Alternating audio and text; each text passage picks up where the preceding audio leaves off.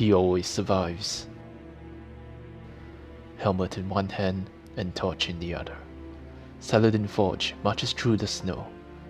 He can sense the wolves emerge around him. Only 3 of them come into view, but this group has followed him on his patrols since the devils raided the Plague Lands. He has given up dissuading them. They're defending their territory, and Saladin can relate to that. But they will not last long. Nothing does.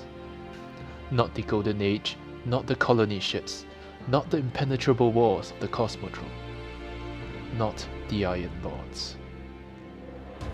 He discards his torch and glances up to see a familiar glow reaching out from the dark. He smirks. A horde of devil splicers returns his stare from the wreckage of the war ahead. The splicers are doomed, just as the Iron Lords were when he and his allies opened that vault. As Fallen continue to pour through the gap in the wall, they remind him of his friends in their final moment. A crimson pulse beats in place of their hearts. Siva. He puts his helmet on as an iron battle axe forms in his hand, the air around him bursting into flame. The first wave of dregs approaches. Saladin breaks into a charge, swinging the axe to bear as he smashes into a storm of steel and weapons fire. As his axe bites again and again, Scory's iron song haunts him. He calls upon Radagast's strength, Purin's sense of purpose, Timur's questions, Felwinter's cynicism, Silimar's persistence, Gahilion's reasoning, Yoda's smile.